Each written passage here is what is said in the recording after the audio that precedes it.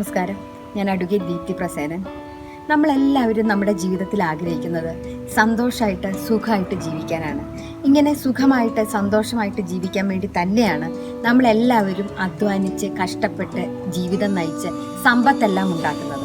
ഈ ഉണ്ടാക്കുന്ന സമ്പത്ത് നമുക്ക് പലപ്പോഴും സുഖം തരുന്നുണ്ടോ, നമുക്ക് ശാശ്വതമായിട്ട് ഒരു സന്തോഷം തരുന്നുണ്ടോ എന്ന് ചോദിച്ചാൽ പലപ്പോഴും ഇല്ല എന്ന് തന്നെ നമ്മൾ ഉത്തരം പറയേണ്ടി വരും. അപ്പോൾ പിന്നെ നമ്മുടെ ജീവിതത്തിൽ പൂർണ്ണമായിട്ട് ഒരു ശാശ്വതമായ സന്തോഷം സുഖമെല്ലാം നമുക്ക് കിട്ടാൻ നമ്മൾ എന്ത് ചെയ്യണമെന്ന് ആലോചിക്കുമ്പോഴാണ് ജോൺ റോക്ക്ഫെല്ലറുടെ ജീവിതകഥ നമുക്ക് ജീവിത പാഠമാകുന്നത്.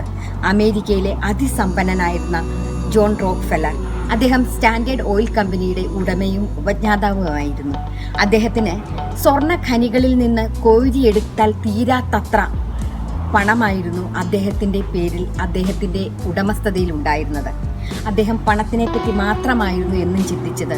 പണമുണ്ടാക്കുക, സമ്പത്തുണ്ടാക്കുക എന്നുള്ളത് മാത്രമായിരുന്നു അദ്ദേഹത്തിൻ്റെ ലക്ഷ്യവും. അതിനുവേണ്ടി മാത്രം പ്രവർത്തിച്ചു. ആ പ്രവർത്തന വേളയിൽ അദ്ദേഹം ഒരിക്കൽ പോലും മാനുഷിക മൂല്യങ്ങൾക്കോ സ്നേഹബന്ധങ്ങൾക്കോ വ്യക്തിബന്ധങ്ങൾക്കോ സുഹൃത്ത് ബന്ധങ്ങൾക്കോ ഒന്നും വില ഒട്ടും കൽപ്പിച്ചിട്ടില്ലായിരുന്നു താനും. അങ്ങനെ മുന്നോട്ട് പോകവേ അദ്ദേഹത്തിന് തോന്നി തുടങ്ങി, എനിക്കാരെയും സ്നേഹിക്കാനില്ല, എന്നെ ആരും സ്നേഹിക്കുന്നില്ല എന്നല്ല.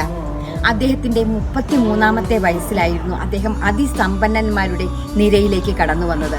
അതിനുശേഷം അദ്ദേഹം 53-ാമത്തെ വയസ്സായപ്പോഴേക്കും അദ്ദേഹത്തിന് ഒരു രോഗം പിടിപെട്ട് ആശുപത്രി കിടക്കയിൽ അഭയം പ്രാപിക്കേണ്ടുന്നതായി വന്നു.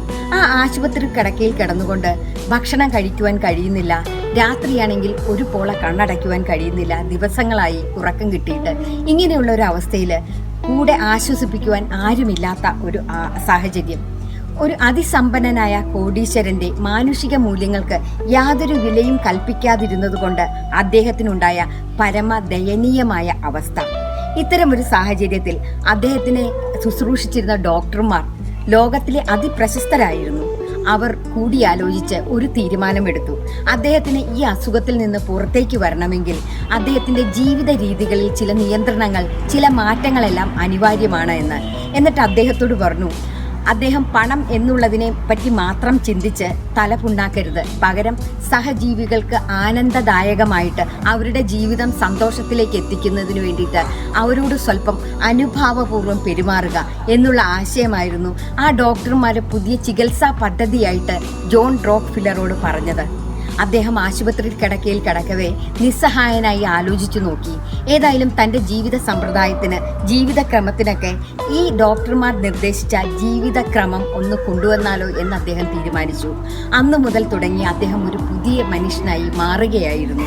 അദ്ദേഹം തൻ്റെ കോടാനുകോടി സ്വത്തുക്കൾ മുഴുവൻ ജോൺ റോക്ക്ഫെല്ലർ എന്ന് പറയുന്ന സാമൂഹ്യക്ഷേമ പ്രവർത്തനങ്ങൾക്ക് വേണ്ടി കണ്ടെത്തിയ ആ ഫൗണ്ടേഷന്, റോക്ക്ഫെല്ലർ ഫൗണ്ടേഷന് വേണ്ടി ഈ തുക അത്രയും നീക്കിവെക്കുകയും ഈ ലോകത്തിലെ ജാതി മത വർണ്ണവർഗ വ്യത്യാസങ്ങൾക്കെല്ലാം അതീതമായി കഷ്ടപ്പെടുന്ന ആരോഗ്യപരമായിട്ട് അവശത അനുഭവിക്കുന്ന വിഭാഗക്കാർക്കെല്ലാം അദ്ദേഹത്തിൻ്റെ ഈ റോക്ക്ഫെല്ലർ ഫൗണ്ടേഷൻ്റെ സഹായ പദ്ധതികൾ ലഭിക്കുകയും ചെയ്തു.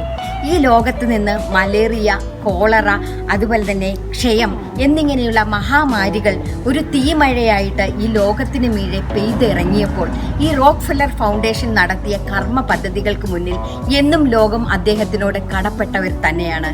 ഈ കോളറയും മലമ്പനിയും ക്ഷയവുമെല്ലാം ഈ ഭൂമിയിൽ നിന്ന് തന്നെ മാറ്റി നിർത്തുവാൻ വേണ്ടി, അവയെ നിർമ്മാർജ്ജനം ചെയ്യുവാൻ വേണ്ടി റോക്ക്ഫെല്ലർ ഫൗണ്ടേഷൻ നടത്തിയ ആ ലോകോത്തര പ്രശംസ പിടിച്ചു പറ്റിയ പദ്ധതികൾ വളരെയധികം പ്രശംസനീയമായിട്ടുള്ളത് തന്നെയാണ്. ഇത്തരത്തിൽ ഒരു പുതിയ ജീവിതം ആരംഭിച്ചതിന് ശേഷം റോക്ക്ഫെല്ലർ പുതിയ ആനന്ദം, ഒരു പുതുപുത്തൻ അനുഭൂതിയെല്ലാം ജീവിതത്തിൽ അനുഭവിക്കുവാൻ തുടങ്ങി.